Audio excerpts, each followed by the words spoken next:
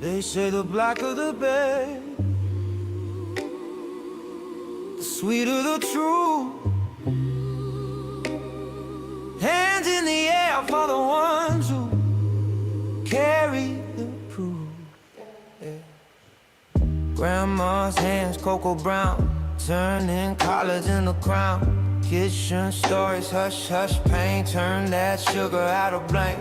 Gold hoops knock on bedroom wall, Kente print on Sunday shawl. Say my name in every prayer, big like smoking southern air. Blacker the berry, bigger the crown. We rise up slow, but we don't bow down. From black hair, black roots in the ground, to the base of our hearts, that heavy sound. Blacker the berry, sing it out loud. Every shade, every scar, so proud. If they ever try to write us out, we incarnate with the anthem now.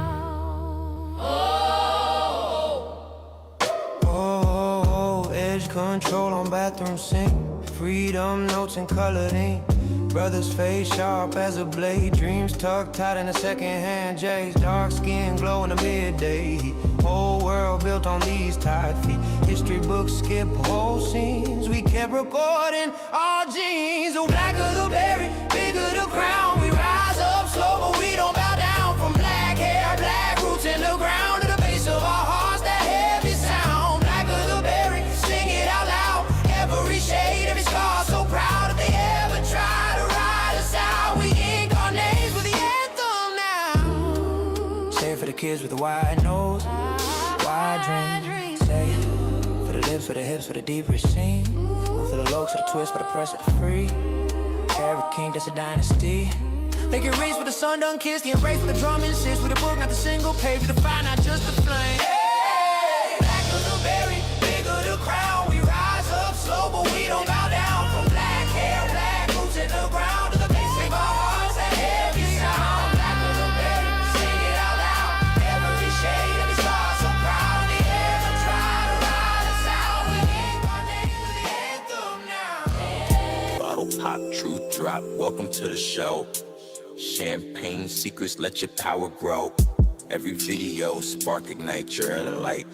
Raise a glass to the future, shining bright.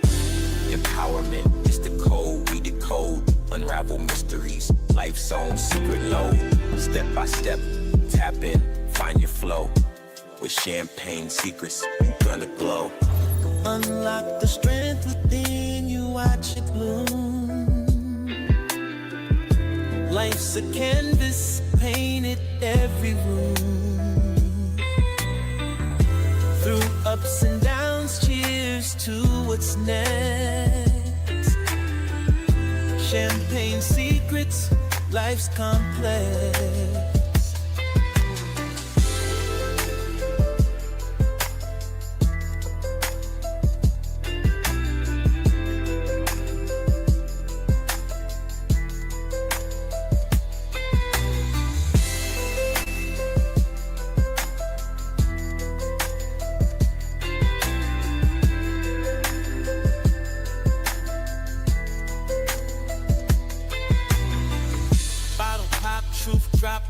To the show, champagne secrets, let your power grow. Every video, spark, ignite your inner light. Raise a glass to the future, shining bright. Empowerment is the code, we decode. Unravel mysteries, life's own secret load. Step by step, tap in, find your flow. With champagne secrets, you're gonna glow. Unlock the strength within you, watch it bloom. Life's a canvas, painted every room. Through ups and downs, cheers to what's next. Champagne secrets, life's complex.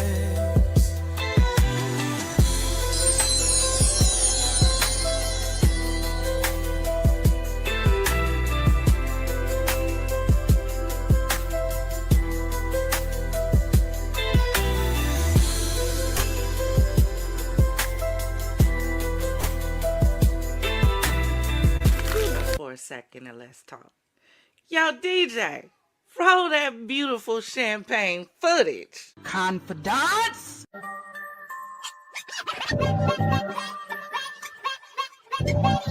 What is your profession?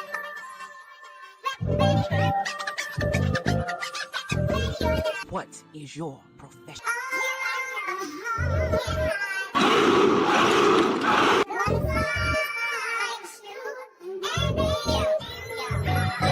Nothing but soldiers and empowerment over here.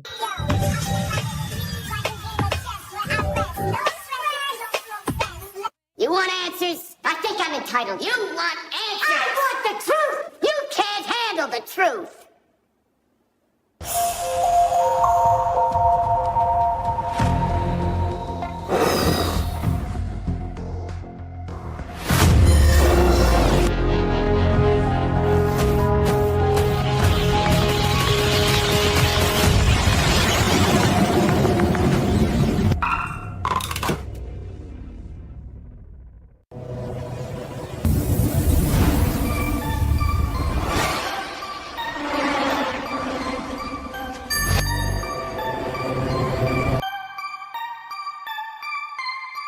Enough is enough! I have had it with these motherfucking snakes on this motherfucking plane! These motherfucking snakes on this motherfucking plane! These motherfucking snakes on this motherfucking plane! Everybody strap in! I'm about to open the windows. When Jesus shed that blood, when he died, that made it easier to be able to walk in your sins, to know that you are not going to be perfect. Things are going to happen to you. But because I died for you, you're able to ask for forgiveness and try to live righteous. That don't mean that you can justify bringing somebody else into this world just because you had trauma. You have to become a whole person before you bring another whole person into this world. And if you really want to raise them up in the admonition of God, you cannot continue to live a lifestyle that would then lend itself to them living in sin, the very sin that we're trying to get away from. Forgiveness is for us. Grace is directly coming from God. We don't have grace to give. So you don't sin? I don't think that gay people should be having and raising children. Corey Holcomb, you called him bluff on his own show. Corey Holcomb has been selling an image for a long time. Do you feel like he set you up for abuse? He thinks that just because I'm a family man, I don't have no children out of wedlock, I advocate for people to do the right thing. He took it for weakness. And we start getting into it, he started getting in over his head because he can't actually articulate a point or debate anything. He caters to the lowest common denominator of people. You're forgetting that there are people that work every day, that go to work every day, that watch you, that look up to you for financial advice, because I know what you do too, Anton. I know as a black man, you are symbolic. Your wife doesn't work, she lives a soft life. What I'm saying is, I believe that the majority of women in general, which can also include your audience, have a different perspective of what it is that they think a relationship is supposed to be, which is one of the reasons why they say they want a partner instead of saying they want a husband. I believe that regardless of what women say that they want, when they get under the right man, they will submit. Well, now, you heard what he said. Drop in the comments and let me know what you think. Do you feel like a woman under the right man will submit? Or do you feel like it's a bunch of bull crap? Drop in the comments and let me know what you think. Alright? I really want to know what the people have to say about this here. Here's my thing, right? Then we're going to get into our show. Two things can be right at the same time. One, I feel like Anton is borderline about to start a cult with the way that he talks. Because it doesn't come off as men want to be women protectors. It comes off as men want to be women controllers. See, there's a difference between being submissive and being subservient. There's a big difference. And the problem is a lot of us don't know the difference between being submissive and being subservient. So what happens is we confuse the two. So when we hear a man talk about submit, women always think that they're talking about being subservient. The reason being is most men do mean that, even though they're two different things. To submit means to come under the protection of another, to come under the authority of another.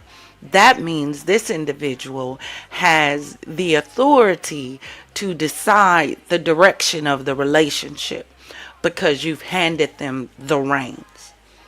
To be subservient means to be beneath another. And I think a lot of times we get it confused because two things can be right at the same time. Even though I think Anton may be a little chauvinistic and borderline ready to start a cult, it also can be true that when a woman is under the right man, she absolutely will submit. No questions asked, because she understands this individual has authority and has the authority to lead their family in the right direction. A lot of times y'all have relationship issues because y'all have not determined who's leading the relationship. Anything with two heads is a monster. You can't lead and she lead at the same time.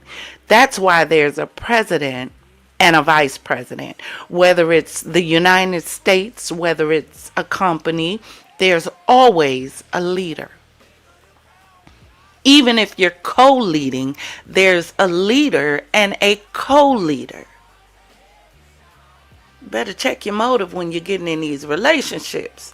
And you better check the motive of the individual that you're getting in a relationship with in order to understand whether or not this is an individual that you can submit to. Meaning this is an individual that you can come under the authority of.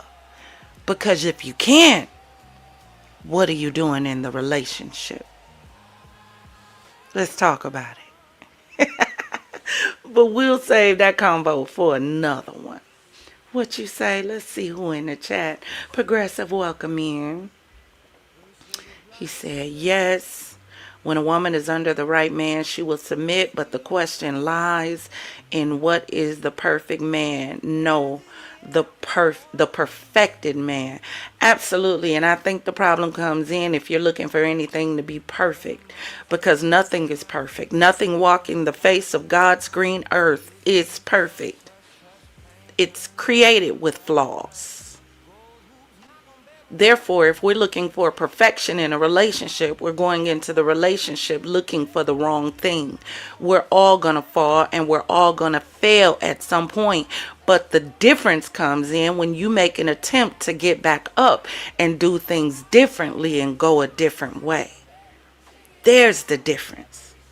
That's what happens when you're striving for protection, for perfection. That means you're moving towards something and you're not staying stagnant and still. Relationships got to move and progress. And if your relationship isn't moving or progressing, then you need to ask yourself, what are you really doing? Just having fun? Well, if that's the case, then just label it as fun and not a relationship. See, we don't know how to put stuff in categories for when we need it.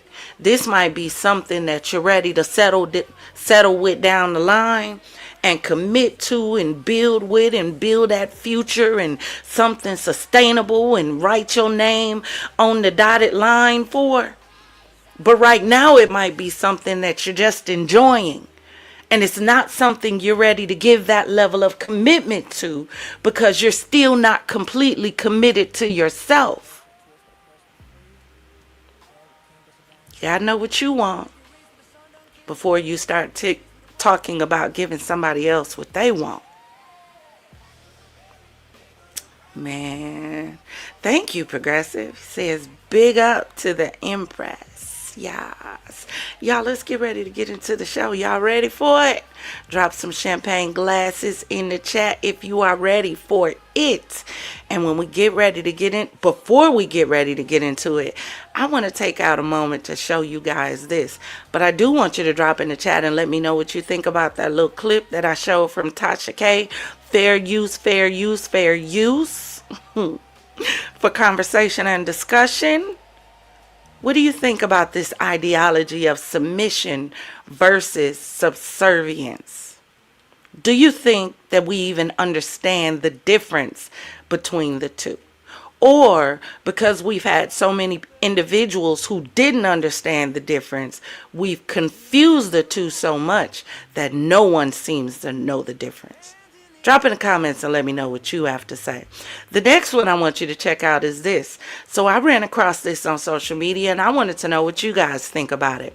Now, this has to do with some of our favorite movie. It has to do with love and basketball.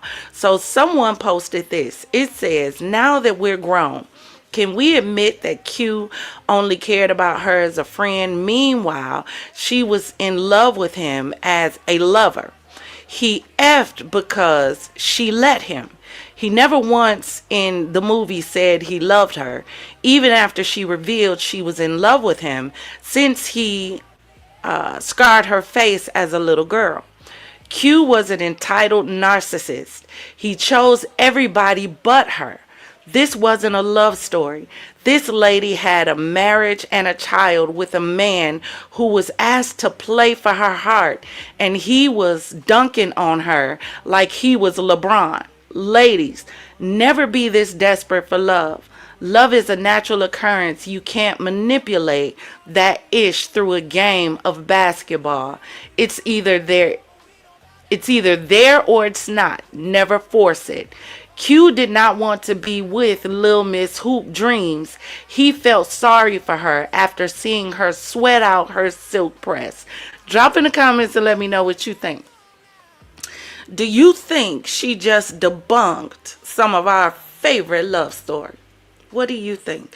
Do you think this is an actual story of toxicity that was labeled love? And this is one of the reasons why that we cannot identify what true love is, because we keep falling for toxicity masked as love. Or do you think if it's truly love, it's going to take a little conflict? Drop in the comments and let me know. Do you think Q truly loved her? Or do you think she was playing herself all along, trying to play for him? What do y'all think? Drop in the comments and let me know. We're going to jump on the live and talk about it. We're going to get into the relationship thing. But I just wanted to throw it out there as a little teaser. Did she just bust our bubble with our favorite movie? Did this post open your eyes up and get you to look at that movie a little bit differently? Drop in the comments and let me know what you think. And while you're doing that, do me a favor. Get ready, because we're getting ready to get into the show. Let's go.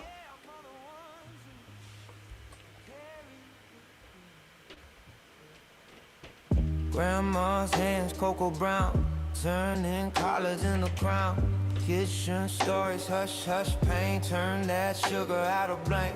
Gold hoops knock on bedroom wall, Kente print on Sunday shawl. Say my name in every prayer, big like smoking southern air. Blacker the berry, bigger the crown. We rise up slow, but we don't bow down. From black hair, black roots in the ground, to the base of our hearts, that heavy sound. Blacker the berry, sing it out loud. Every shade, every scar, so proud. If they ever try to write us out, we incarnate with the anthem now. Oh, edge control on bathroom sink, freedom notes and colored ink. Champagne Gang, FizzFam, confidants, and visitors to the Champagne City. Baby, welcome in. Come on in. Come on in. Grab your favorite glass of bubbly. I don't care if it's sparkling water. Grab your charger, because we got a good one and a long one today, and I want you to stay connected. Make sure you're nice and comfy. Fellas, make sure you have on your PJs. Ladies, put on your jammy jams. Kick your feet up on those Chase lounges. Say hi to a few people in the chat, because we friendly over here.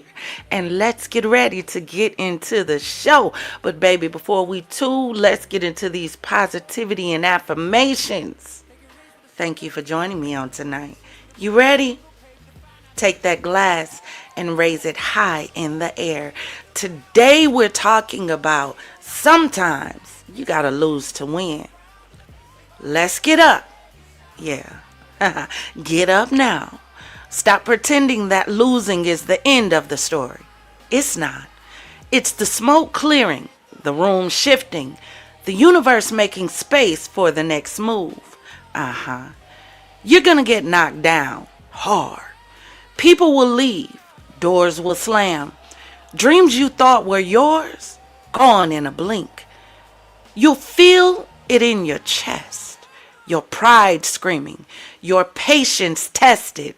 Good. Let it. Every loss is the weight that builds your strength. The grind that sharpens your vision. The pressure that turns the ordinary into unshakable. Lose the fake friends, the dead energy, the ego that screams too loud. Lose what was never meant to carry you because only empty hands can hold what's real. And when you rise, because you will, you won't just win. You'll show up like you were born for it, like nothing in the past could ever touch you, like the world owes you attention. And it will pay. Lose smart. Lose fierce. Lose like it matters.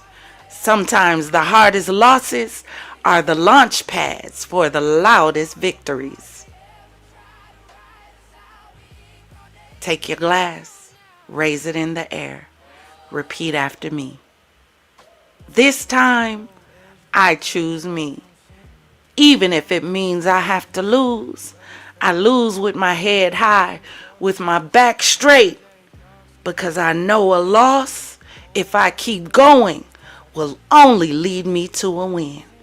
And if you feel that deep down on the inside, raise that glass in the air. Let's toast.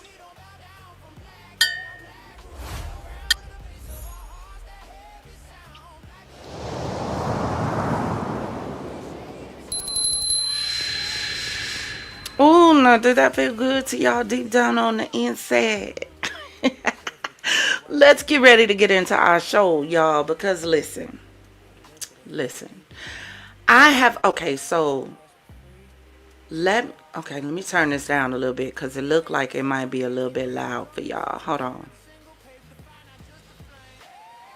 So, I have been listening to this whole Epstein thing, and to be honest with y'all, I've never really followed the Epstein thing all the way from the beginning. So I know what was done. I know the gist of the story. What I do not know concerning the story is the beginning. So over the next few episodes, we are really going to be diving deep into the whole Epstein thing. I have access to the Epstein files. We're going to be doing a deep dive through the files. So as we're going through it, I want you to drop in the chat specific areas that you know of in the files that we should probably get into. Recently, what's been going on is the director of the FBI, I believe his name is Patel, has been getting deposed. He's been in a hearing regarding the Epstein files and why the Epstein files have not all been released. And I think we all have the same question: why? When we understand how big this thing has really gotten, I mean, it's no longer contained by just the United States. We're seeing the royal family looking at charges for the Epstein files. We're looking at other countries bringing charges against their elite when it comes to the Epstein files. But when it comes to the place where he was from, where a lot of the dignitaries that run our country and have to do with the laws being made in our country, there's nothing. There's no arrests, there's no persons of interest. All of a sudden, our people are mystically cleared, but charges are being brought in other countries. So we are going to be, over the next few episodes, diving deep into Epstein. The files, the islands, the celebrities, the connections, the witness statements, the alleged suicide that doesn't make sense. And what I want you to remember as we go through this is trust nothing. Believe nothing they say. Only believe what you can prove. If it ain't on paper, it didn't exist. Okay? So we're going to get ready to get into some videos from these depositions that have gone through. Before we get into that, though, I do want to get into this walk that took place on Epstein Island. So check this out really quick.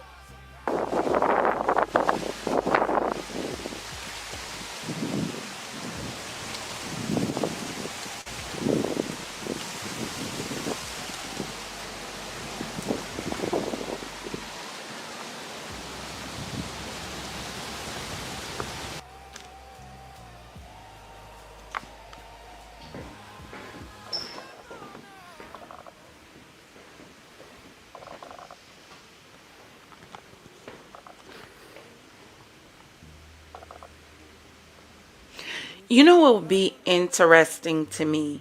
It would be really interesting if someone did like a, what is it, the spirit box for transient energy? Because I can just imagine the level of transient energy that's on this island. Because you can't convince me. Now let's put what they've put out there to the side, because I believe nothing at this point, only what I can see. If they could go this far with what the people are saying what was done allegedly, imagine what we don't know about that actually took place on this island. And this island is surrounded by ocean. So imagine what was done that the ocean may be hiding. While they were looking into the island, I'm wondering, did they take the time to do any searches in the water near the island to see if anything was in that water? Clothes, electronic devices, I don't know, a skeleton or two maybe. Because you got to imagine, if a person is bold enough to go this far, how far are they bold enough to really go? Because I bet it's a lot of transient energy just in this building alone.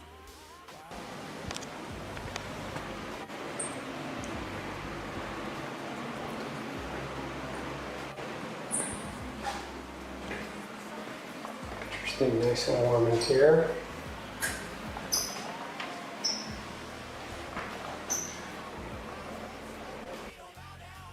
So that was the little clip from the walkthrough, and we're going to be viewing over the next few episodes some more walkthrough footage. We're also going to be having a panel on today where I want to hear what you guys think about Epstein and everything that's been going on with this case and who all may be connected. I would love to see what you guys have to think about it. But next, I want to get into, so Hillary was recently deposed in a deposition. She was questioned in connection with her name appearing in the Epstein files or her husband, and I want to get into what she had to say after her deposition. So check this out. Now to potentially answer questions about this deposition. Let's listen to it live. Live now. Well, I have just finished testifying. I answered every one of their questions as fully as I could, based on what I knew, and what I knew is what I said in my statement this morning. I never met Jeffrey Epstein, never had any connection or communication with him. I knew Ghislaine Maxwell casually as an acquaintance, but whatever they asked me, I did my very best to respond. It was disappointing that they refused to hold a public hearing, so I wouldn't have to be out here characterizing it for you. You could have seen it for yourself. We had asked for that. We think it would have been better for the committee and its efforts to gather whatever information they are seeking.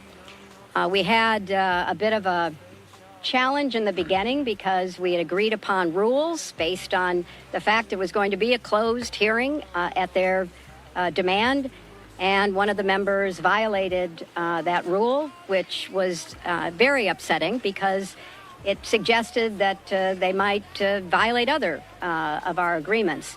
So we had to cease the hearing for a period of time until we could get assurances that no rules would be broken going forward, and we returned to answer questions repetitively, literally over and over again. I don't know how many times I had to say I did not know Jeffrey Epstein. I never went to his island. I never went to his homes. I never went to his offices. So it's on. Now, this is one thing that we got to remember, right? When individuals are cheating or doing nefarious things, they're not going to tell their spouses. Not unless they into some freaky deaky, kinky, inky stuff and the spouse is in on it. But for the most part, if they're doing something that they know they shouldn't be doing, the wife don't know. So when she says that she probably didn't know about anything with her husband, she's probably telling the truth. Because if he was doing some foul stuff, why would he tell her? He didn't tell her about Monica. We gotta think about it. These wives are probably clueless as to what these spouses were doing with Epstein. The record numerous times. It then got, at the end, quite unusual because I started being asked about UFOs and a series of questions about Pizzagate, one of the most vile, bogus conspiracy theories that was propagated on the internet. That was serving as the basis of a member's questions to me.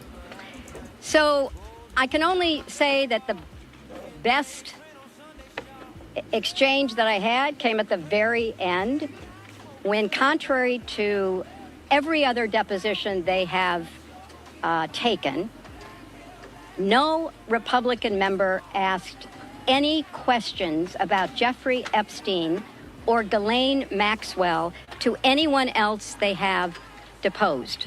And in fact, the Republican members didn't even show up for the deposition of Les Wexner.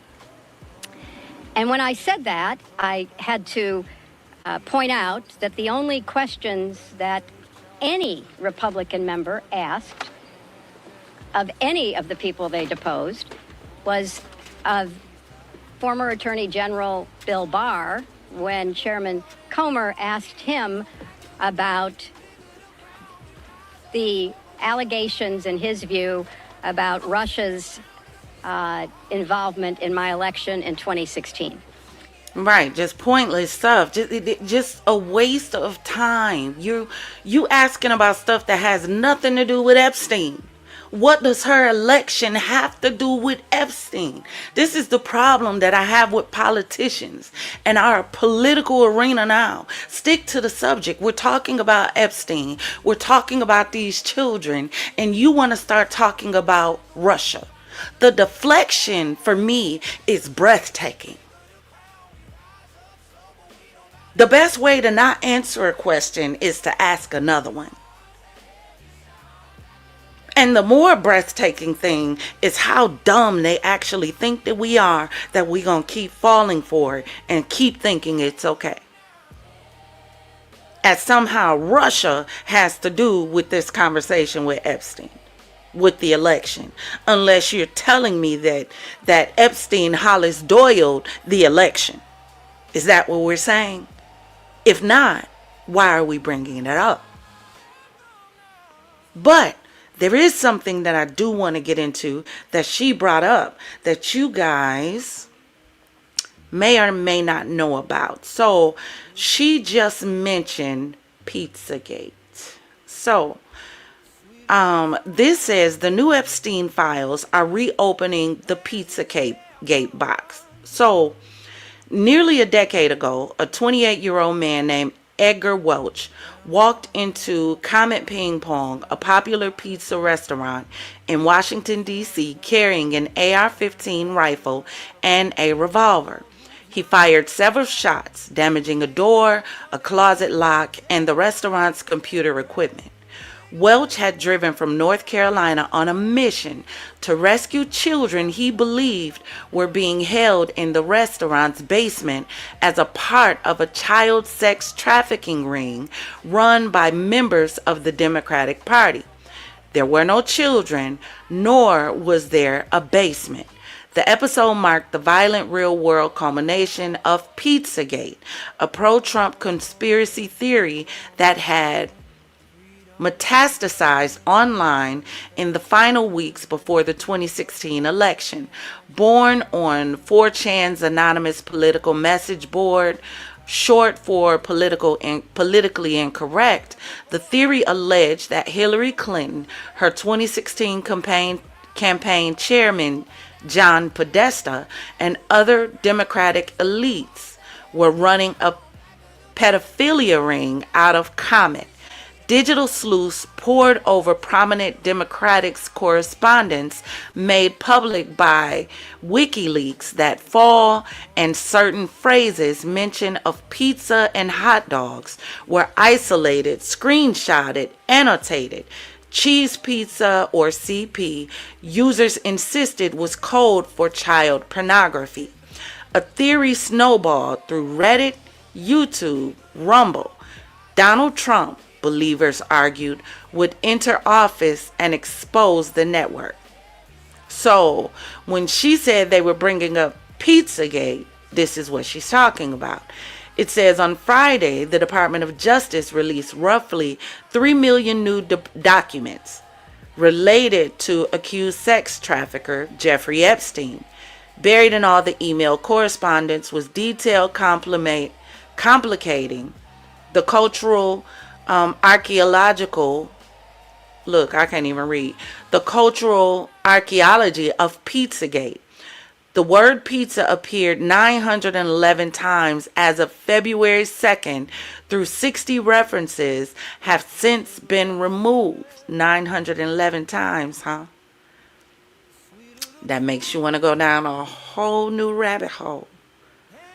Pizzagate mentioned 911 times. But I digress. Let's continue. The references span years, from long before Pizzagate existed to long after it was broadly considered debunked. What time do you want to get pizza and grape soda tomorrow? One associate asked Epstein in 2018. A 2015 subject line reads, "Your pizza is yummy, yummy. This is better than a Chinese cookie. Let's go for pizza and grape soda again. No one else can understand," a redacted sender writes to Epstein in 2018. But it's the sheer amount of repetition that has reopened the conspiracy box online across X, TikTok, and Reddit. Google queries for Pizzagate spiked over the weekend, and a TikTok video focused on the strange use of pizza in the files with the caption, "The elite sure love a pizza party," has received more than 1 million views and been spammed with comments like, "We already knew this years ago and were called crazy." QAnon was an op to hide this shit in plain sight and make anyone who said anything about it sound like a lunatic. This masked it in a fat right. "It's only the Dems cover," argued one Reddit user, gloating about projection people fell for. "The pizza basement was Epstein Island all along," wrote another user. So now you understand when she said they were asking her about Pizzagate. Now you understand what the Pizzagate is that they were talking about. You know, it's really traumatic for me that in the last few years, not only have they ruined my childhood, Nickelodeon, we done found out that the kids should have been blinking twice instead of smiling. Disney, we done found out it in itself is a whole sex trafficking ring, allegedly. Now they coming for our childhood pizza. Pizza. You couldn't call it Eel Gate, Octopus Gate, Stingray Gate, Oyster Gate, maybe. Pizza Gate. Now people are starting to sit back and think about all of the individuals who they have called lunatics and who have said that they were crazy. Now these individuals are coming back up, and we're going to get into one of such on today. But let's continue with Pizzagate and all the rest of the gates that are now in 2026 flinging open. I tell you, Cat Williams ain't told one lie yet. He told us all lies would be exposed. Somehow we just didn't know it was going to extend into 2026 and how far up the lies would actually go. So at the very end of this hearing, after I made that point, I want to commend Chairman Comer for raising a series of significant questions that I responded to about the nature of the investigation and the areas that I thought should be explored. So I appreciated that. I want to see the truth come out. So that was a reassuring way to end. Now, Progressive, this would be the question. Who's protecting the island now? Now, I haven't looked that up. So if y'all know, drop in the comments to let me know. But who's protecting the island? Who's protecting the water? Have they started talking to any of the workers on the island?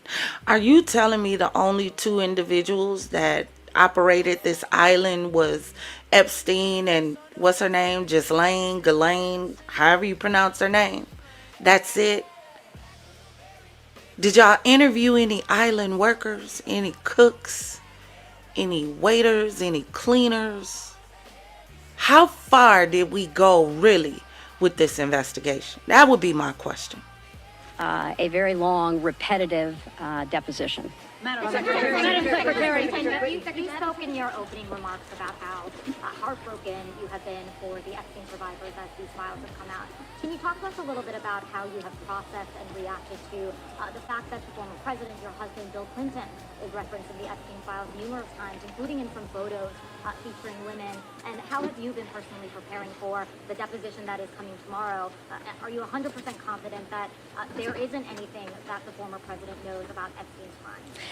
I am, and I think the chronology of the connection that he had with Epstein ended several years before anything about Epstein's criminal activities came to light, and that he was charged and sadly given a sweetheart deal, which, as I said in my statement, had that not happened, perhaps his predatory behavior could have been stopped earlier.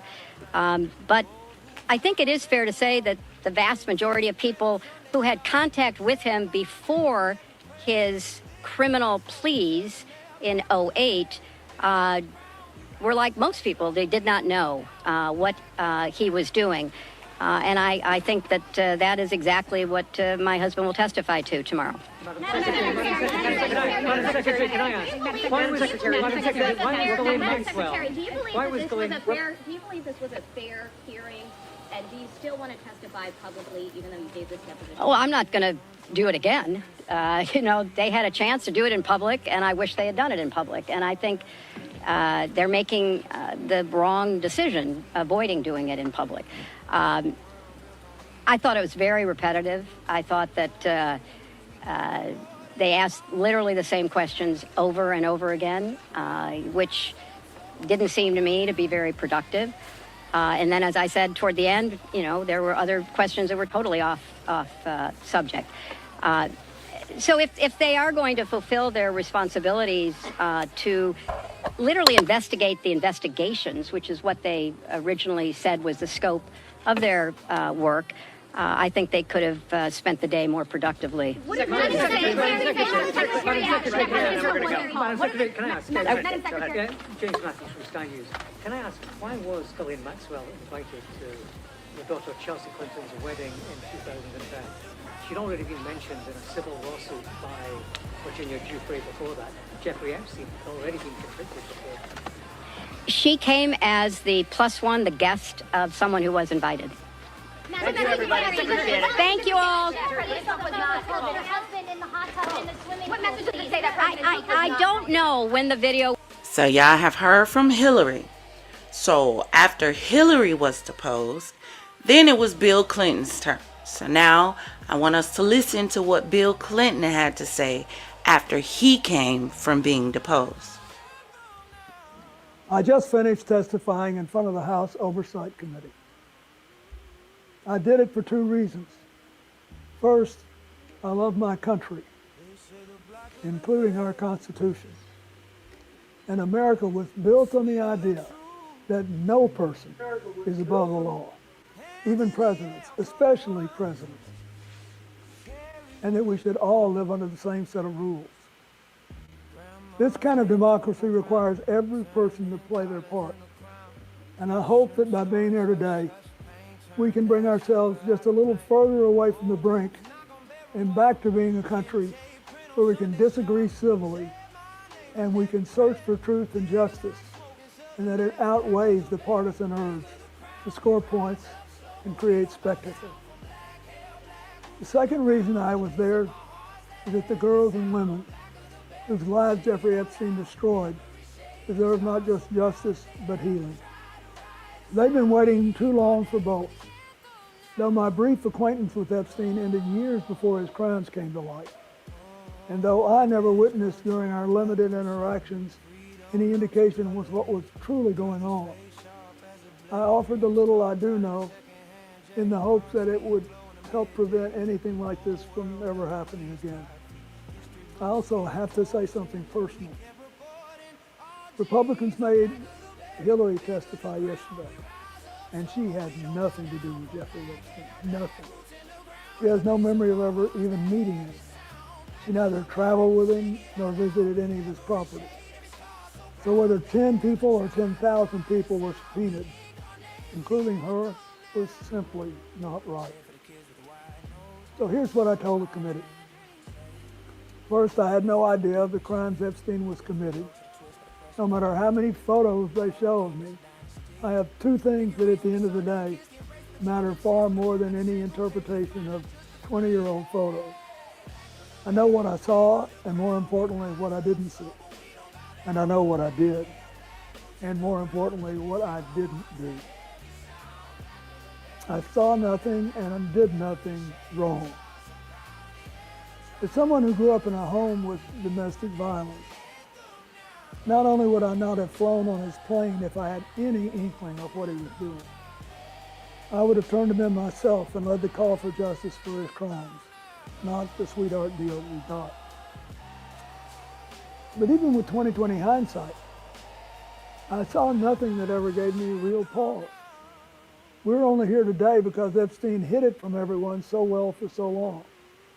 And by the time it came to light with his 2008 guilty plea, I had long stopped associating with it.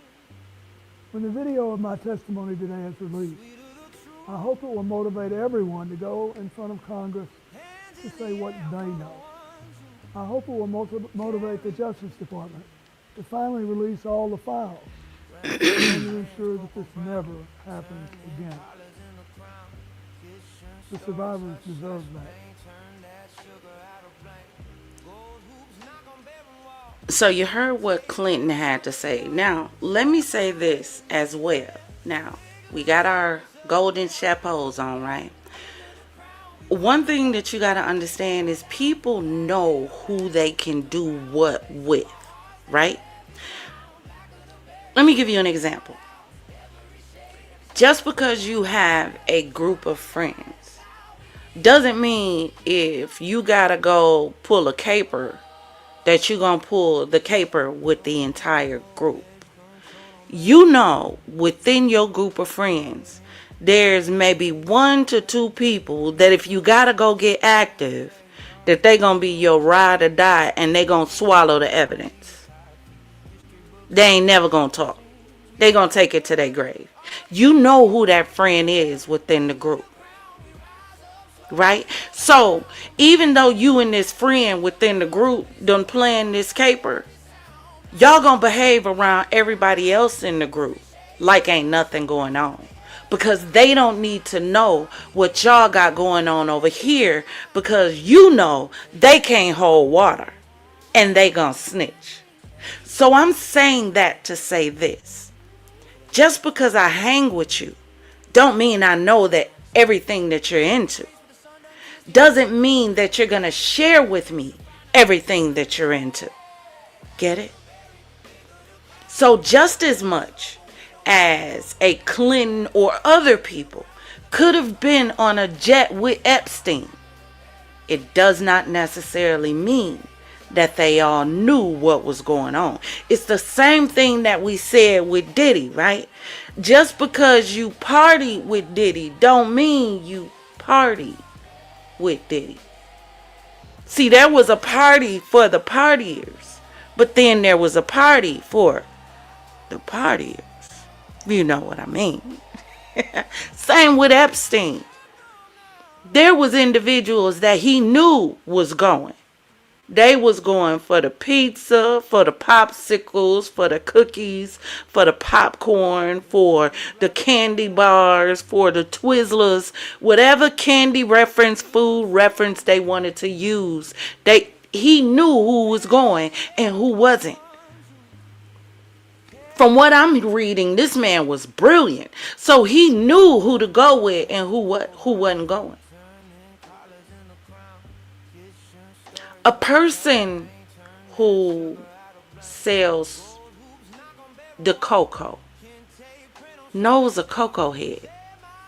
They ain't gonna offer someone the cocoa who ain't a cocoa head. Get it? And that's where we gotta be careful when it comes to these files, because just because they was in it doesn't mean they knew. Because there's probably a lot of people who knew who just not in it. Get it? Now let's get into the next one. Because since Hillary and Bill have been deposed, now you have individuals who are coming out demanding that Trump be deposed next. Check this out. Let me see something quick.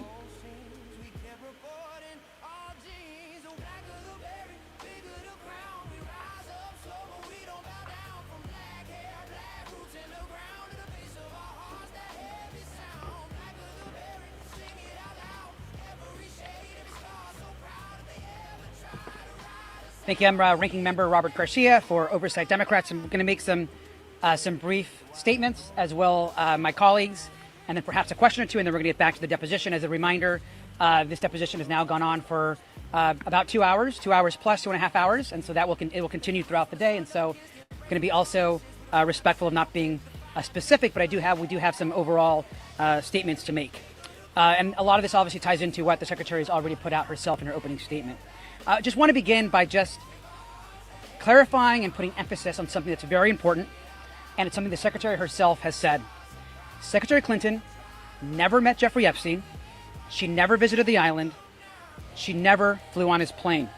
And she also had no knowledge of Jeffrey Epstein's horrific crimes. So zero knowledge of any wrongdoing. And you've also all heard that directly from her.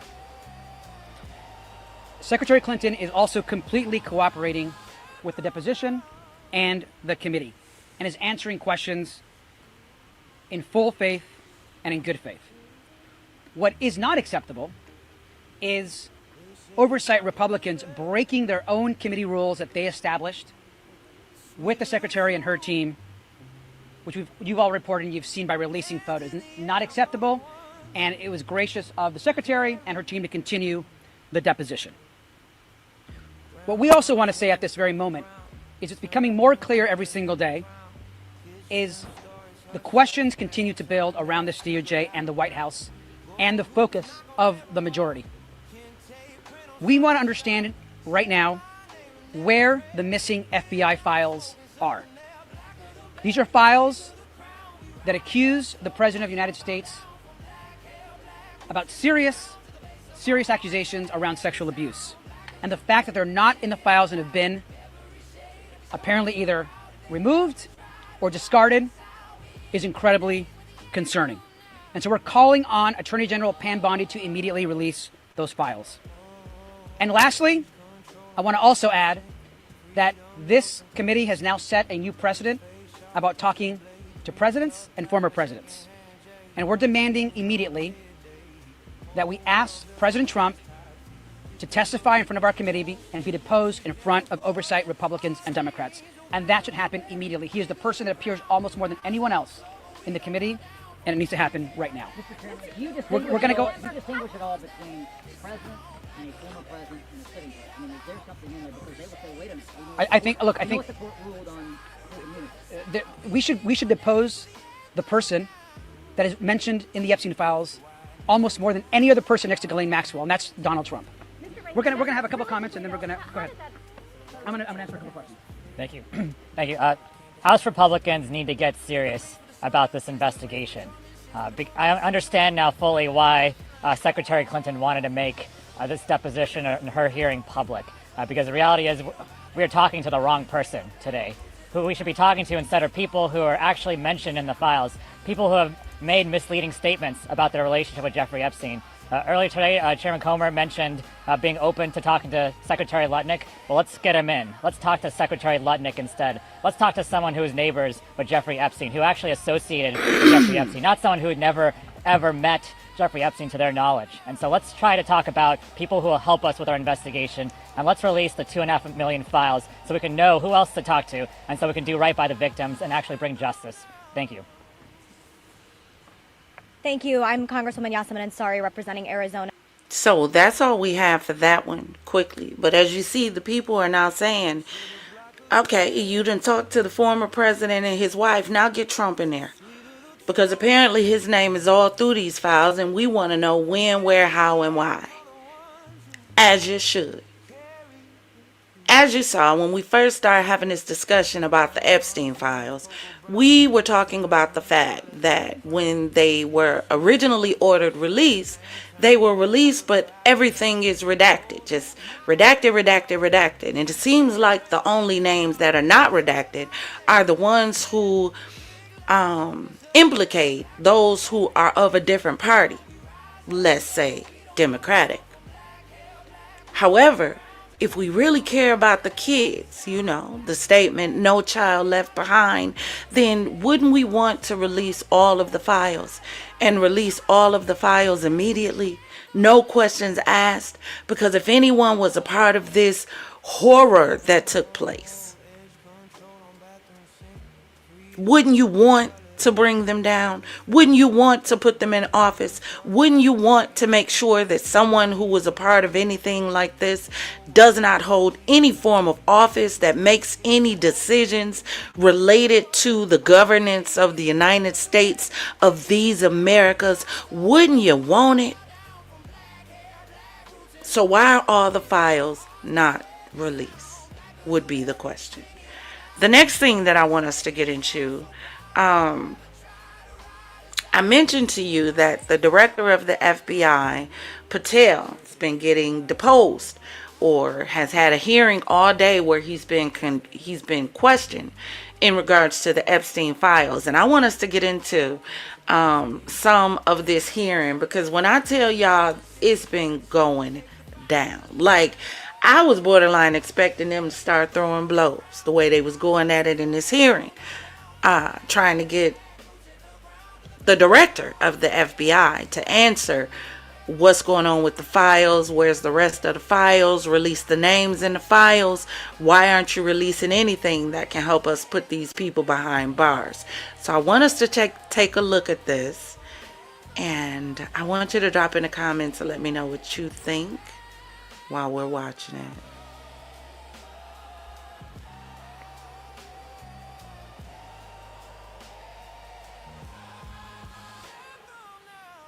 Nice. Thank you, Director Patel, for being here today. The FBI searched Jeffrey Epstein's Manhattan residence, correct? I believe that happened in 2018. I think there were two locations, sir. 2019. And in that residence, FBI found a safe, correct? I don't have the catalog of evidence in front of me. In that residence, FBI found a safe, correct? I'll accept your representation. Okay. And in that safe, the FBI found topless and lewd photographs of girls, correct? Again, sir, I'll accept your representation. I don't know. Thank you. It was all over the media at the Times, the New York Times article that says Jeffrey Epstein is indicted on sex charges as discovery of nude photos is disclosed, dated July 8th, 2019, and the Times reports a trove of lewd photographs of girls was discovered in a safe inside financier Jeffrey Epstein's Manhattan mansion. Author Michael Wolff has conducted numerous interviews of Jeffrey Epstein. I'm going to play for you a video clip of what Michael Wolff said Epstein told him was in the safe, and what he showed the author was in this safe. So let's please play that clip now. Elected. I was sitting talking to Epstein, and he said, "Wait a minute, I got to show you something." And then he went into his safe, and he came out with photographs. They were Polaroids, I think, and he kind of spread them out like playing cards, and it was Trump. I mean, I think there were a dozen of them, and it was Trump with girls of an uncertain age at Epstein's Palm Beach house, where all of the things that he would ultimately be accused of took place. And I remember very vividly three of them. There are two in which Trump is, the girls, topless girls, are sitting on Trump's lap. And then a third in which he has a stain on the front of his pants. And the girls are kind of pointing at it, sort of bent over, laughing. So, Director Patel, I'm going to ask you a very broad and general question. As you know, Donald Trump and Jeffrey Epstein were friends. There are, of course, photos showing Donald Trump together with Epstein, correct? I don't have the entirety of the photographs, but I think they've been photographed in public together. All right. Are there any photos showing Donald Trump with girls of an uncertain age? No. How do you know that? Because that information would have been brought to light by multiple administrations and FBI investigators over the course of the last 20 years. Well, you know what? That's just not true, because no one knew about the creepy birthday message that Donald Trump wrote to Jeffrey Epstein until the Wall Street Journal disclosed it, and then all of a sudden, the Epstein estate provides it to Congress. Well, so certainly, you weren't there at the search. You don't know what Epstein may or may not have done with those photographs even prior to the search. Maybe someone has it. Maybe the Epstein estate has it. You raise a great point. So I'm going to ask you, have you asked to talk to Michael Wolff? You raise a great point. I haven't personally asked to talk to Michael Wolff. Has the FBI asked? But the FBI, I'll get back to you if the FBI specifically so Michael Wolff has ever. About 100 hours of testimony of Jeffrey Epstein. Wouldn't it be good for the FBI to interview Michael Wolff? I'm not saying they haven't. I just don't know. Has FBI subpoenaed the tapes that Michael Wolff has conducted of Jeffrey Epstein? I don't know. All right. So if you could provide us an answer, that would be terrific. Sure. Well, let me ask you this question then. Have you looked at all the photos in Epstein files? I have looked at all the information that the investigators who investigated this case have provided to run out credible leads. And in the Epstein file, was there that creepy birthday message that Donald Trump had written to Epstein? No, that's what I was trying to tell you. You raise a great point. The estate of Jeffrey Epstein has a voluminous amount of information that they have not released before. Okay, so that's great. So wouldn't it be great if FBI subpoenaed the estate of Jeffrey Epstein for all that information? The estate is under no obligation to provide that material, even pursuant to a subpoena. That's a great point. Yeah, that's just false. Okay. That's just false. You're the frickin' FBI. You can subpoena the information from the estate, and you better do that. That's literally not how it works. I'm going to move on now and talk about Epstein's client list. You confirmed that it exists. Attorney General Pam Bondi confirmed earlier this year that it exists. I just want to ask you a simple question. Is Prince Andrew on Epstein's client list? The material related to Prince Andrew has been made public. Is Prince Andrew on the client list? We have released the index of names that were in Jeffrey Epstein's. Is Donald Trump on Epstein's client list? The index has been released, and the index will speak for itself. So I'm just going to say, I just want y'all to know how much this ticked me off. Like, to the highest level of tickticity. Tick me off. This man is answering no questions at all. But you are the head, the leader of the FBI. Make it make sense. And hold on, because my whole screen just went black. Hold on, y'all. Come on back in. What did you just do? What in the world?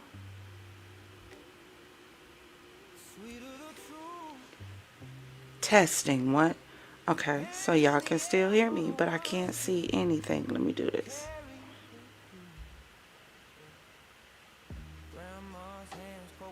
Interesting. Y'all, when I tell y'all my whole screen is black. Hold on.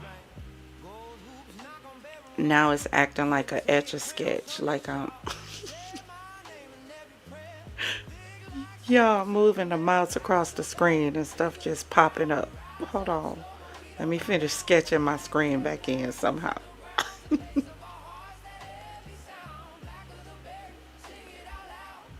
What in the world?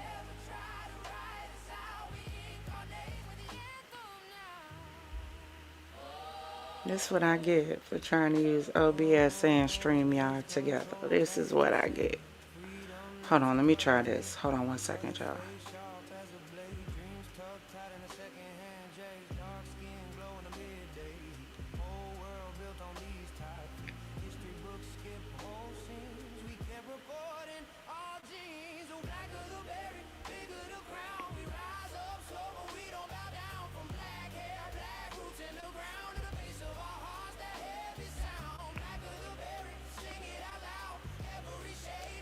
Yeah, this is crazy. All right, we might have action. Hold on. I wish I could show y'all this right now. Y'all would be like, what the hell?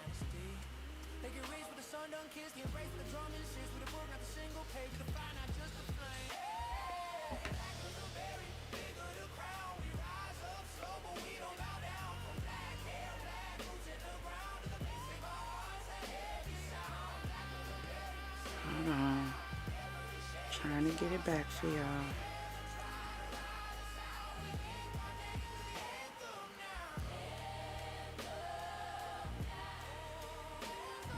America is a huge red flag.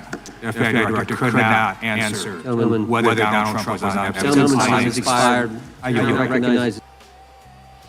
Alright, so now we're gonna go back because I want y'all to see some others.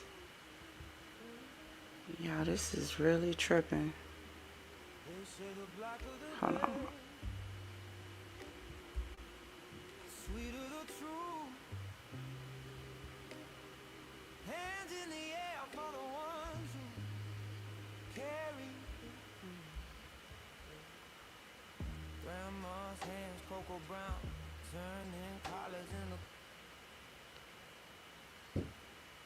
Hold on, y'all.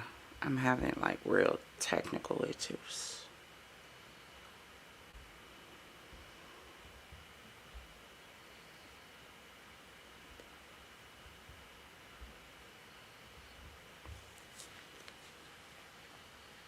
Yeah, this has never done this. It's literally trying to show me my StreamYard and my YouTube share screen at the same time. So it's like my whole screen is frozen. Hold on.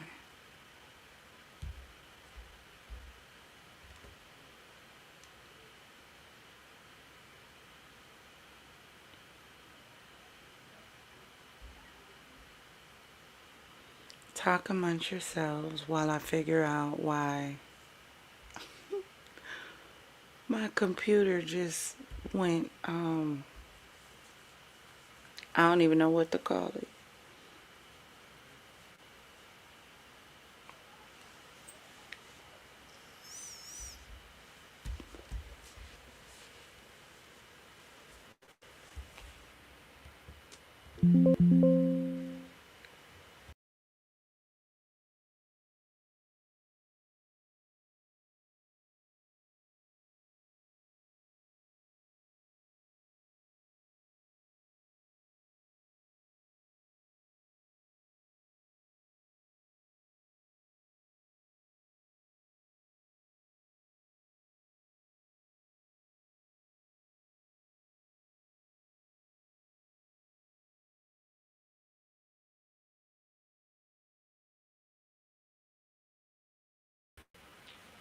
Testing. Can y'all hear me? Put a 1 in the chat if you can hear me. Put a 2 in the chat if you cannot. Well, if you can't, you wouldn't put a 2.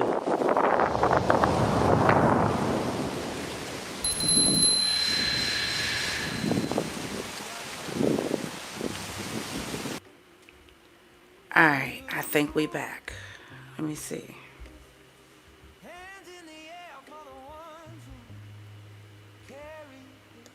Yeah, I don't know what that was. I really don't. Now I gotta get my stuff back up here. Hold on a second.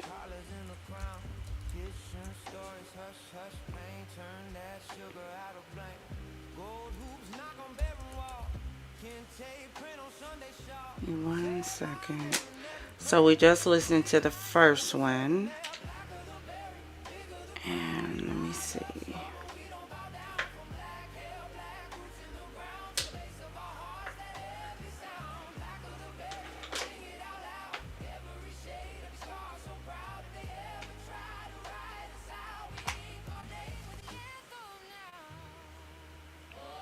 One second.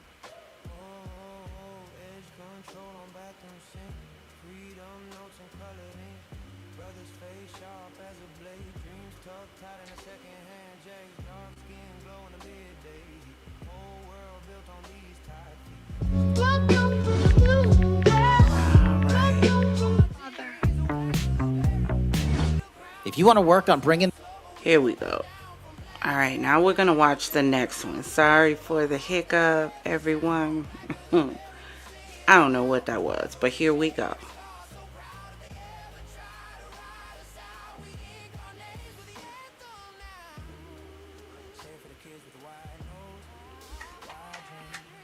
If you want to work on bringing this country, it's my time, not yours. My God. If you want to talk about fighting this country, it is I my follow time. you on your social media posts. It is my time to address your falsehoods. You try all you want to not take It responsibility for what you have said. Sir, Your time is over.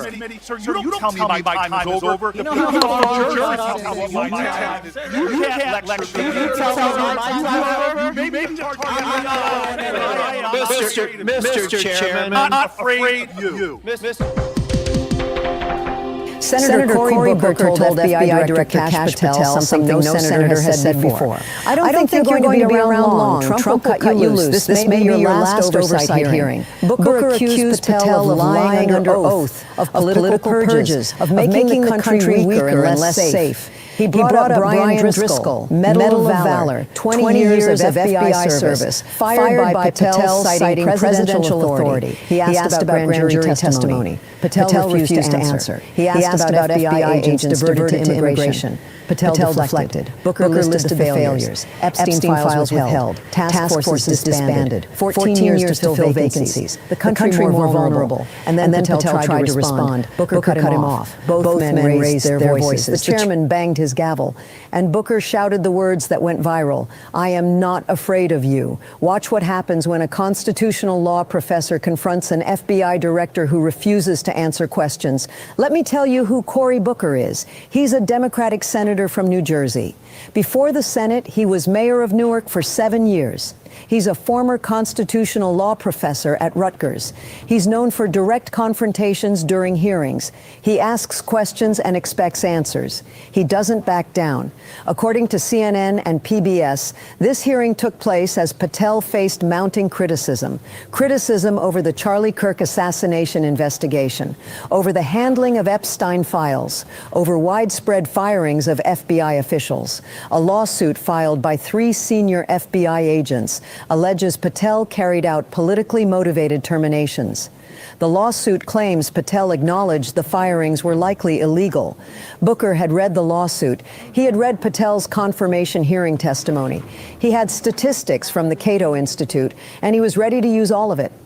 Booker started with a question about the Mar-a-Lago classified documents case. Did you testify before the grand jury that President Trump had declassified the documents at issue in the Mar-a-Lago classified documents case? Is that correct? It's a straightforward question. Did Patel testify that Trump declassified the documents? Yes or no? Patel's answer was revealing. I don't have the grand jury transcript. That's why I released it. Whatever it says is the best evidence. Wait, he released it? Booker immediately caught the problem. You said to Senator Whitehouse that your grand jury testimony was publicly released. It has not been. In fact, in July, a court denied a news outlet's bid to get that transcript. Patel had lied. He claimed he released the transcript. He didn't. The court denied the release. But here's the thing. Patel doesn't need the transcript to answer the question, Booker explained. But the court said quite clearly that you are free to discuss your grand jury testimony. So I ask you again, did you testify before the grand jury that President Trump declassified the documents at issue in the Mar-a-Lago classified document case? Patel still wouldn't answer, and that is why I took your invitation to work with the department in the court to have that transcript released. And the transcript is the best evidence of what I said. He's deflecting. Booker is asking what Patel said. Patel is talking about releasing transcripts. Booker pushed harder. You and I both understand the law. Under Rule 6 of the Federal Rules of Procedure, a grand jury witness in this case, you is not barred from sharing their grand jury testimony. This is an oversight hearing. This is germane to your integrity and credibility. That's the key point. Patel can legally discuss his own grand jury testimony. There's no legal barrier. Rule 6 of the Federal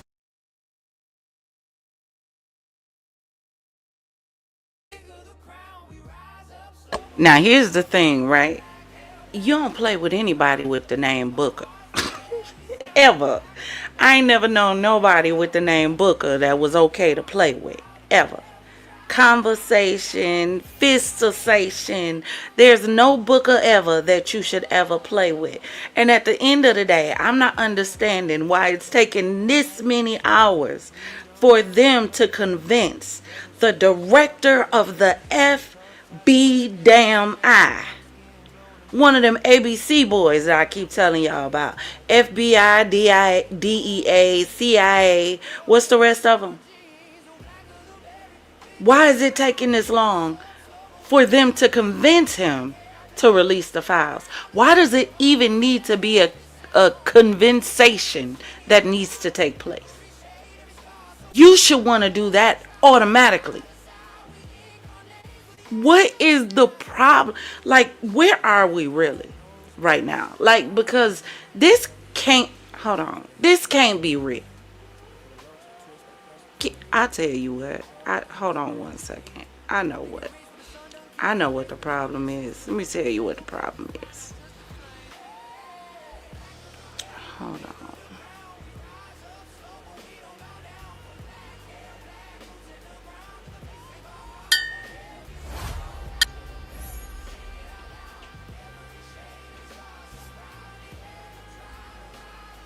I'm gonna tell you. Hold on, I gotta find it first. This the problem right here.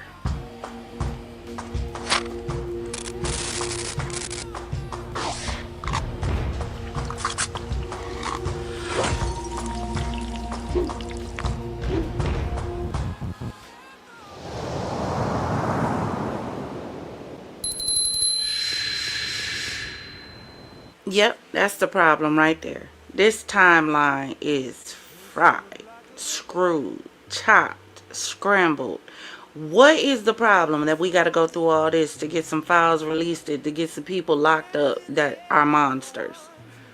Oh, I get it, because they're billionaires. Because potentially, allegedly, just maybe presidents or ex-presidents may be involved.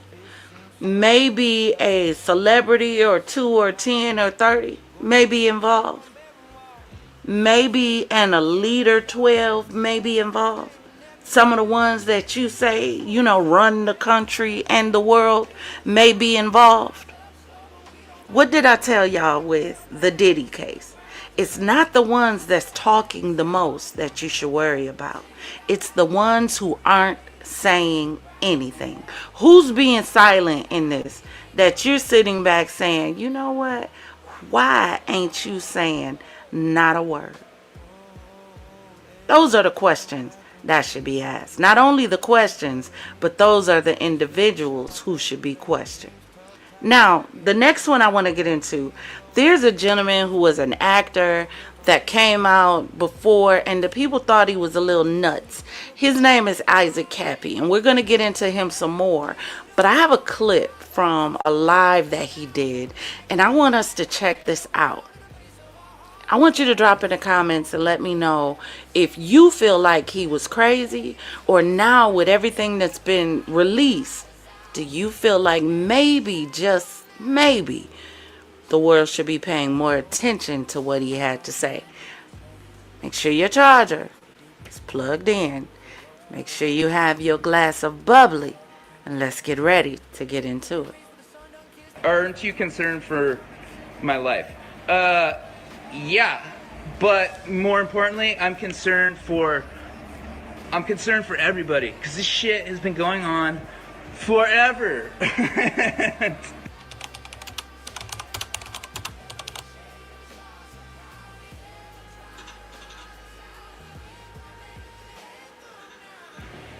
just said it. But what I want to get into is, I want to get into like the bigger picture of how this stuff is all connected. Because when you're talking about like really elite levels, the name of the game is blackmail. So they want something on you that they can hold over your head, so they can basically own you and tell you what to do. And they film it.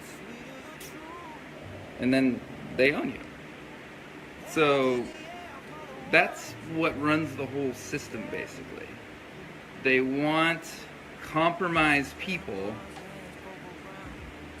because they're easy to control. And a lot of people, they'll just go along with it and do whatever just for fame or money or accolades or any of that stuff. I don't understand it. Some people are just like really into the evil shit. Oh, I'm not going to talk about Tom Hanks either, who is also Tom Hanks, folks, is I'm sorry if this is the kind of bursting your bubble, all this information is new, but it's time that this comes out into the open, because we are going to change the way everything works, because at the top levels of wealth, of power, the very top levels, these people are just sick and psycho. Look into the Rothschild family. Do some research. You heard it's cannibals. Yeah, there is cannibalism. The higher you go, the more sick it gets. Peterwood has been happening for a very long. Yes. Now I'm going to press pause for 1 second, because when I heard him say this, I went and looked up some things, and we're going to get into it in future live. But he spoke of the Rothschilds, and to be honest, I've kind of tried to stay away from the Rothschilds and the other R. Them two R&Rs, the Rockefellers. The ones that they say rule the world. Now, one of the things that I noticed or ran into was this alleged conspiracy about the Rockefellers' alleged hunting parties. Now, if you don't know what these alleged hunting parties are,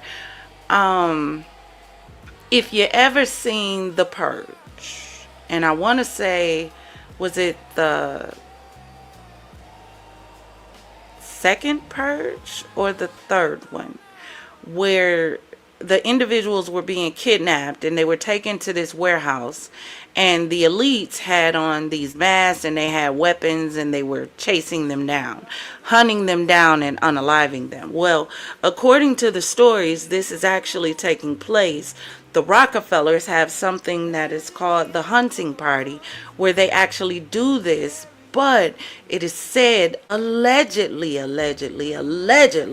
this is done with children. So we're going to get into it, but I want you to drop in the comments and let me know if you've heard anything about the alleged Rockefeller hunting parties. It has a very, very, very long time. And this is the thing, this is what really hurts about the situation, because a lot of people are kind of born into this. They grow up in it, they are abused, and through the abuse, especially as a child, you can break someone's subconscious mind. If you're not aware of any of this stuff, look into MK Ultra. I heard Bronfman has Fiji. Oh yeah. By the way, Bronfman, if you don't know who that is, Claire Bronfman, she's a heiress for Seagram's, the liquor company, and she got arrested yesterday. Oh, Jimmy Savile. Yes, I'm getting into that. That's on my notes here. That's in my notes. The royal family. Yeah. Jimmy Savile and hundreds of kids over the course of 3 decades or longer. No one ever looked into it. And he hung out with the royal family. He was knighted. And the reason I want to talk about Jimmy Savile is because this guy, Mark Thompson, he runs the New York Times. Hold up, y'all, hold up. Because this is Isaac Cappy, and he had such a crazy coincidental passing in which it was reported that he jumped off a bridge and was struck by a passing vehicle. But a lot of people did not believe that. A lot of people actually believe that it's because of this video and his times of exposing others where he was actually taken out. So I want you guys to keep that in mind, because the video is far from finished. He's about to get even more crazier. He called names. He listed out what they did. He listed out what are they doing. He listed out their connections. Like, I'm telling you, he's about to go very, very, very crazy. So I want you guys to listen fully, and I want you guys to listen thoroughly, because these are stuff that are happening around us every single day. We have persons that are pretending to be good persons, but behind closed curtain, they are abusers, they are playing with children, and so on and so forth. And Isaac, he did not hold back nothing. And once again, people are believing that it's because of this video why he actually passed. Because people don't believe that he took his own life. And if I remember correctly, he stated that he will never take his own life. So it seems like situation came out and people of the higher ups community decided that it's time to put him to silence. And that is what happened. So once again, I want you guys to listen fully. I want you guys to listen thoroughly, because this one is super interesting. Super interesting. And guess what? It's quite crazy. So listen fully, listen thoroughly, drop a like and subscribe, show some love. Drop a like and subscribe, show some love. Now, Mark Thompson was head of the BBC for years and years and years. They covered up allegations, they covered up abuse, they let him run rampant, and they just covered it up. So this guy, Mark Thompson, is at BBC, and then he goes over to the New York Times. Now think about it. If someone like that is running a giant media organization, what are they going to say? What are they going to tell you? Are they going to tell you the truth? No.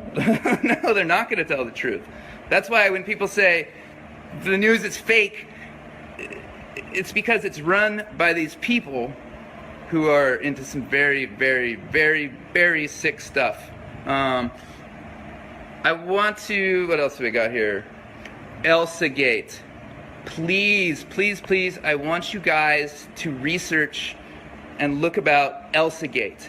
ElsaGate is one of the most evil things I've ever encountered in my life. It's making videos on YouTube with traumatic triggers that actually rewire people's, or not people, but like little babies. It rewires their subconscious to be more receptive and open to being abused. It is absolutely sick. I posted something on Twitter yesterday, but that hashtag is so suppressed. It's nuts. And again, I know this might be coming as a shock to a lot of you. Like, you had no idea because, you know, we're around the media. You're told who to trust, who to like. And the people who are telling you who to like are compromised. The people, the actors, the musicians, everybody, those people are compromised at the top levels. It's really bad, and it's when it hits you, it's hard. I mean, I didn't know. It took the situation punching me in the face before I realized I was in the middle of some crazy shit. And, you know, most people are good, and they want to trust, and they can't even imagine that kind of an evil exists.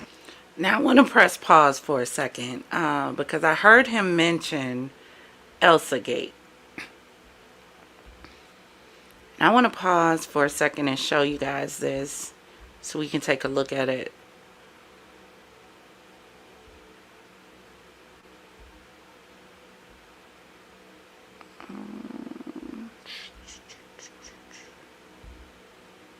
All right, here we go. So this is the dark side of YouTube, and the YouTube Kids, and YouTube Kids is not fixed yet. Dodgy YouTube videos are in the news again. Momo is a confirmed hoax, as are the stories of children harming themselves as a result. There is no Momo. Parents themselves jumped the start and bought into the game, sending the media into a frenzy. This is not a Momo article, but parents should be advised to check multiple legitimate sources before falling victim to hoaxes that cleverly play on their obvious concern for their children and fear of the evils of the internet. What is worthy to note is that this is not the first time that the legitimacy of the available content on YouTube is up for scrutiny. Safe on Social thought it might be a time for a small reminder about the need to supervise your child's YouTube viewing and to show that there are far worse things on the internet that you may be unwittingly allowing your very young children to watch. So we scroll down and it says what was and what is an ElsaGate. This strange term is a new word, a tech term recognizable in industry that hasn't pervaded into mainstream use, used to specifically explain a piece of internet fraud perpetrated on little children. It came into the vernacular when Elsa from Frozen was given some unpleasant treatment on YouTube in 2017. Elsa, the popular childhood star of Frozen, and her sister Anna featured on YouTube in a number of twisted videos unauthorized by Disney that placed the well-loved character in dangerous, violent situations and saw her grappling with issues and language no Disney character will ever experience. These were not suitable for the target audience of Frozen at all. Elsa was often shown pregnant, or she and Anna appeared with their clothes suggestively torn, with Spider-Man making an appearance to upskirt the pair of them. And all of this was accompanied by happy nursery rhymes, incomprehensibly burbling in the background. It was a disaster, and no one knew where these videos were coming from. Now the term Elsagate refers to videos on YouTube that are categorized by YouTube as child-friendly that are actually really not. The content included is actually wildly inappropriate, filling the categories of violence, sex, drugs, alcohol, foul language, bondage, fetishes, etc., with generally unpleasant activities being conducted by a child favorite TV hero. The list below was collated on Reddit, the internet board, which essentially began an investigation into Elsagate in 2017, with tens of thousands of members tracking down and collating, reporting as many of these channels as possible and all the relevant media about this. Once a clip was located with this content and determined to be an Elsagate, it would be reported to YouTube and removed. But this is a drop in an ocean of weirdness. Now, here's the crazy part about it, right? You can see this across the board, because even when you look at a lot of games now, all of the commercials to get you to download the games, it shows a woman being kicked out by her boyfriend or her husband who's cheating on her with another woman. She's pregnant. She has a child. He done kicked her out and the child. It's always cold. It's freezing. It's snow outside. They got to go to a little shack and figure out how to start their life over from scratch, while daddy is in the house figuring it out. And guess what? The people in the commercials, they ain't black. These people is part of our cream team. So what are the creators of the games saying about our cream team? So it sounds to me like the whole daddy ain't coming back home no more ain't isolated to just the colored folk. No, sugar, it seems to be outside of those realms now, because it's invading the video games that we play on our phone, and the people depicted don't look like me. What do you think the ideology behind that is? Not the color, but the thought process of pregnant women with their children being thrown out by well-to-do men for their side piece, who's living in the big house, while the pregnant woman and child are outside trying to figure out how to board a busted window, how to fix a furnace, how to repair a roof, how to put furniture in the house, and build a home all over again. And you wonder why in 2026 women don't want to put up with bullshit no more? Just look at the games that they putting out. You'll understand why. Oh, you can learn a lot from a game. Let's talk about it. But now you understand what Elsagate is. Drop in the comments and let me know if you've ever heard of Elsagate before. And that helps them cover it up. We have been brainwashed for our whole life. If you want to do research on Operation Mockingbird, that's been going on, 50 years. What happened that caused you to go public? Well, you know what? I couldn't take it anymore. Something came over me on set. I saw the allegations, and I saw him like, oh, they're just jokes. I'm like, bro, I know who you are. I know you. I've met you, a number of times. I don't know that well, but this is what I tell you guys a lot of times. We're A lot of people are literally programmed a certain way. The system, the moment you are birthed into this world, the system has their hands on you. And you are programmed through our parents, through our guardians, growing up, the things that we hear about, the things that are preached more about, like we are programmed. It's for us to actually be aware and get out of that program and actually try to do something rather than what the program is suggesting or forcing us to do. So, They tried to tell us with the Matrix, but we didn't listen. Too many people kept thinking that the Matrix was just about a movie. Too many people just thought the Matrix was talking about a red pill or a blue pill. No, the Matrix is dealing with the program. It's dealing with a system. It's dealing with a corrupted system that's run by corrupted individuals that want to control and destroy from the inside out. There's a bigger message that came from the Matrix, but we missed it because we thought it was just a movie. We fell for the action. We were turned on by the action, but we missed the message. The movie was about the system, the program, this broken, toxic thing. Do you continue to take the blue pill and continue to live, abide by, and be controlled by the program? Or do you take the red pill and break free from the program and instruct or teach everybody else so that you can free them?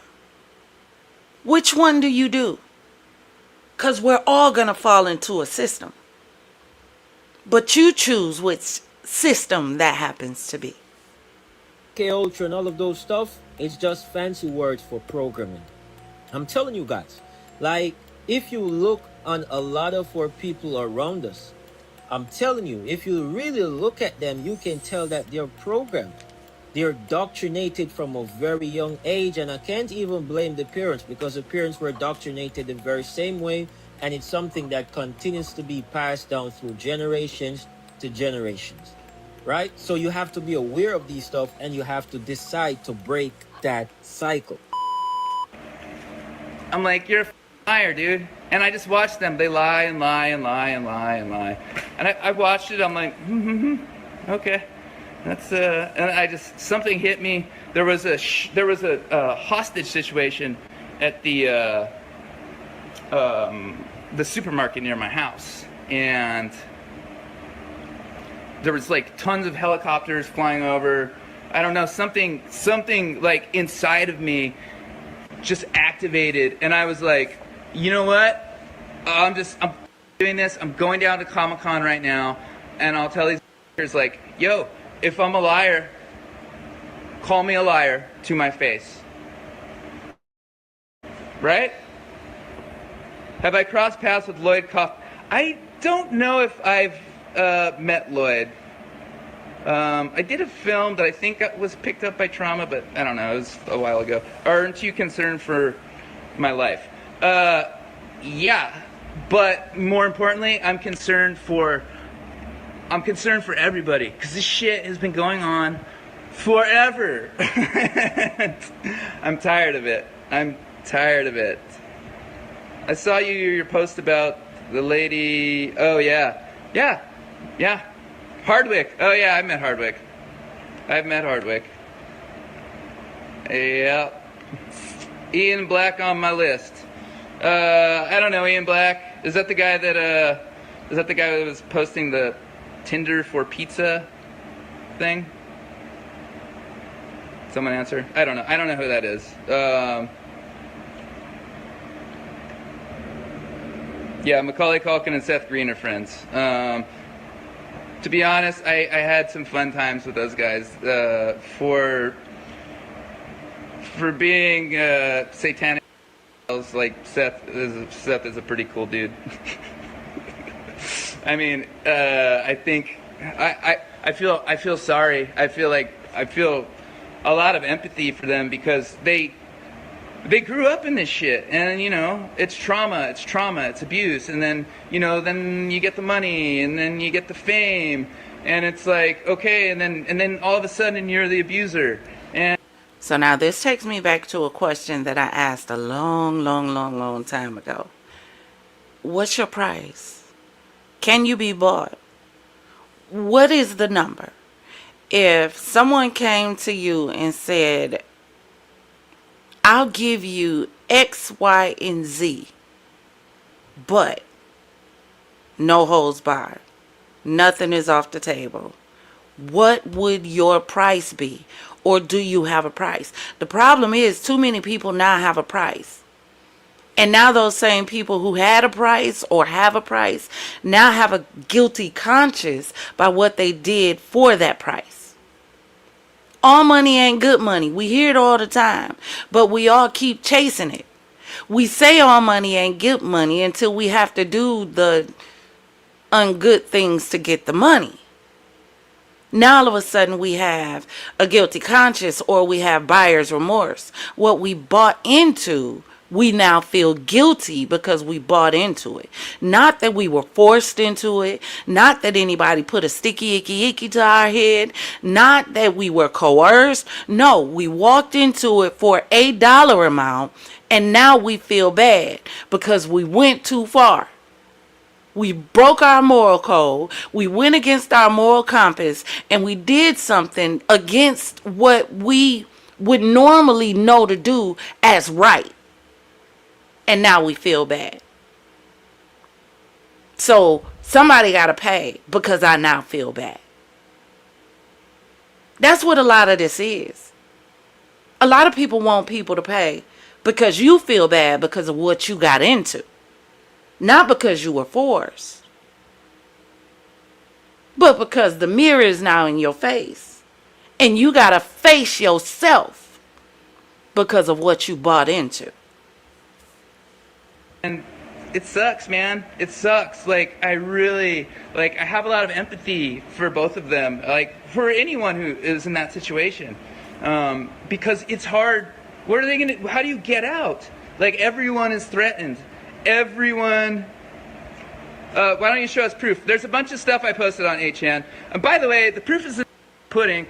If I'm lying, sue me. Sue me. Great. Let's go to court. Let's have discovery. Once again, I want to say rest in peace to Isaac, because he was one of the few that was very ready to call names. He wasn't scared to call names. He gave it to you as it was, literally.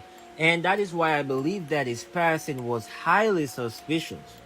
Like, you're telling me a man that isn't the type of person to take his life, just go ahead and take his life right at the moment where it was exposing some high people.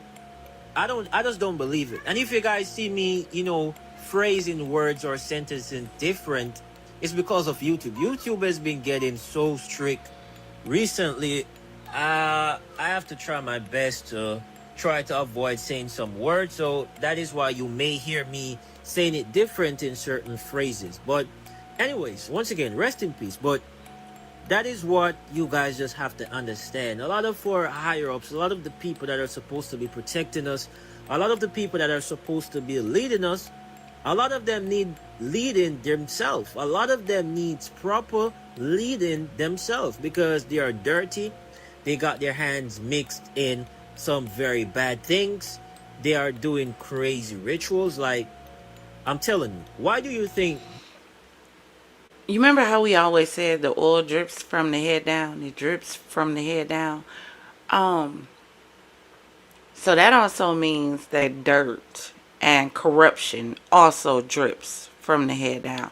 We keep wondering why, like, the people are wild and no direction and no boundaries and out of control. We keep wondering this, right? It's because the leaders are out of control and corrupt and don't have direction. Matter of fact, they don't even have the ability to lead. Have you ever worked on a job with a manager that didn't know how to manage? And they wanted to spend more time in the mess than in managing? Do you know how hard it is to complete your job and do the tasks that you're supposed to do when your manager or managers, plural, are messy and toxic and have no leadership capabilities at all, but you're supposed to follow them? That's what the way that I feel with our current leadership. How can I follow you and you don't know where you going? You spending more time overseas trying to police and control what everybody doing overseas, yet and still your streets in your own country need to be contained.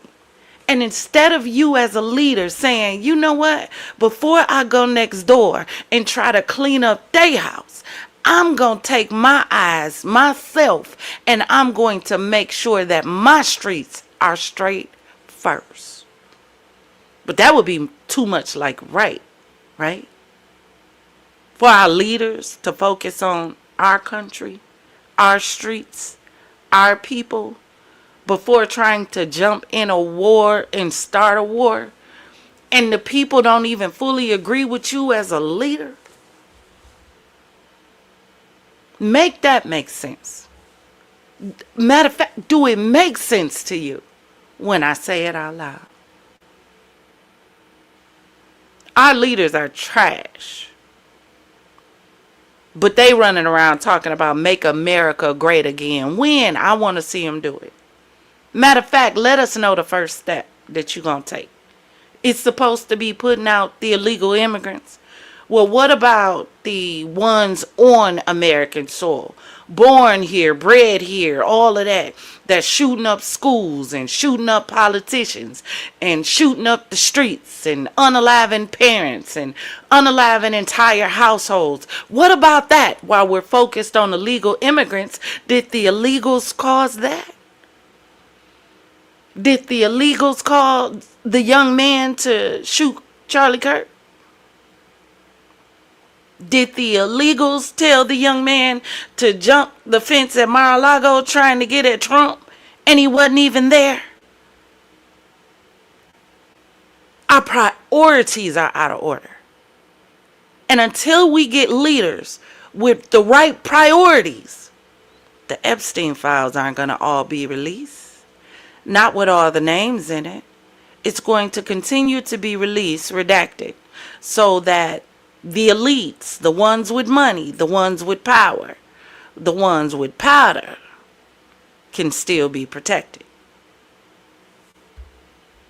This whole Jeffrey Epstein case is so big because a lot of government officials, a lot of higher-ups, like super higher-ups, are involved. Like, I'm telling you, a lot of these people that we see on TV or on television, it's the same thing, but you know, on live or on news or on podcasts, like a lot of them that we expect to be doing good, how they portray themselves, like I'm telling you, a lot of them are doing some dirty stuff. So much dirty stuff. And that is why, once again, I believe Isaac, his passing was suspicious, man. His passing was highly suspicious. But I want you guys to let me know your thoughts and perspective on this whole Jeffrey Epstein case and, you know, this video that Isaac did, because this video was back around, I don't remember the date because I'm kind of going off script at the moment. This wasn't included in my script, but this video was back in the days, right? And later, after he posted this video, you know, he passed. He literally passed. And once again, the passing was allegedly he jumped off a bridge and he was struck by a passing car. Two witnesses saw him and tried to help him and all of this and all of that. Like, you guys can go ahead and do the research. But I just don't believe it, man. I just do not believe it. But I want you guys once again to let me know your thoughts and perspective on this. Let me know what you guys honestly think about all of these stuff. Because personally, I always tell you guys, do not be deceived. Do not be deceived. That is my message. But thank you for your time. Thank you guys so much for watching. I want to say, remember to have an amazing day. If you're not having an amazing day, well, make your day amazing right at this moment. Also, remember to drop a like and subscribe, as it helps with a lot, and it would be greatly appreciated. So, I'm going to try to find this whole video so that we can watch the whole video of Cappy speaking. But like I said before, over the next next bunch of episodes, because there's absolutely no way to be able to get through everything that's been going on with this whole Epstein situation in even just a few episodes, a week of episodes. It is so much and so many people involved and so many files and pictures and videos and communications. Just, this is insane, like unprecedentedly insane. The last 2 years have been, I don't even know how to describe it, but it don't even feel real anymore. Even down to the Nancy Guthrie case, and we're going to be getting into some updates with that, but it does not feel real. Nothing feels real anymore. Like, I'm really waiting on Ashton Kutcher to jump out and say we're being punked. I'm waiting for them to come out with the Nancy Guthrie thing and say, you know, surprise, it was some kind of live action movie or something that the whole world was a part of, because nothing feels real. That story does not feel real, don't sound real. The evidence don't feel real. Nothing they're saying, nothing they're doing, nothing makes sense. But we're going to jump on a live and talk about it, and we're going to do it panel style. So make sure you do me a favor and hit that like and subscribe button. Also hit that notification bell so you'll be notified when we jump into whichever segment we jump into for another show. Thank you all who have stayed with me. I know we haven't had a show in about 2 weeks. Some of you know, some of you may not. I had a death in the family. My little cousin's baby passed away, 2 months old. Another segment that we're going to be doing is going to be dealing with SIDS, because I think really some questions need to start being asked and answered as to why so many babies are just dying suddenly. We need to talk about it because there's a problem and something is not right. Is it the milk? Is it the air? Is it life outside the womb? Is it the immunization shots or something they're giving them in the hospital? What is going on to cause all of these babies to just die? And I probably heard about 4 more since my little cousin passed away. Just in the same vicinity, same thing. No abuse, no injury, no harm to the child, no co-sleeping, no none of that. Baby in the bed laying the way they told them to. They wake up to go get their child. Their child is no longer here and there are no answers. We're going to get into it, and I want you to drop in the comments and let me know what you think. Why do you think so many babies are just dying of SIDS with no answers? Do you think it's something that's going on in the hospital? Do you think it's the milk? I hear a lot of people talking, saying that they think it may be the formula. What do you think? We're going to get into that and more. So make sure you hit that like and subscribe button. Thank you for joining me. Thank you for sticking in there for these 2 weeks that I've been away trying to help my little cousin plan for the funeral, help her get an obituary together and the service and all of that. All while many of you know I am still healing from the loss of my grandchild that passed away. So I did need to take that little break, but we back. Make sure you're subscribed. Thank you for joining me on today's Champagne Gang, FizzFam, confidants, visitors, for those who commented, and for those who just watch in the background. Thank you for your view. Thank you for every like. Thank you for hyping up the video if you see the button there, because for some reason it don't show up. Please do me a favor and watch some videos so that we can hit our watch hours. We're on our way to becoming monetized, and I would greatly appreciate it. Champagne Gang, FizzFam, confidants, and visitors. Until next time, always remember, if it doesn't cause you to elevate, baby, it's causing you to depreciate. Now raise those glasses, clink, and let's drink till we meet again. Ta-ta.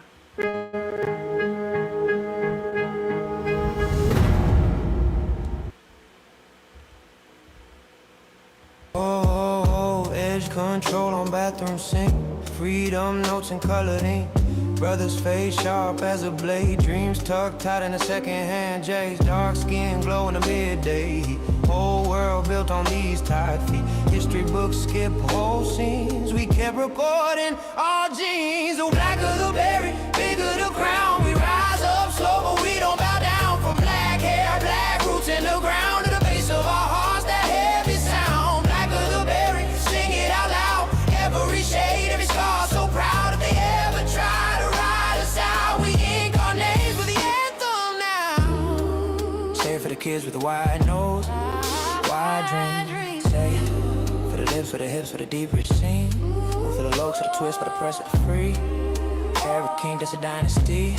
Make it race with the sun done kissed. The embrace with the drum insists. With the book, not the single page. With the fire,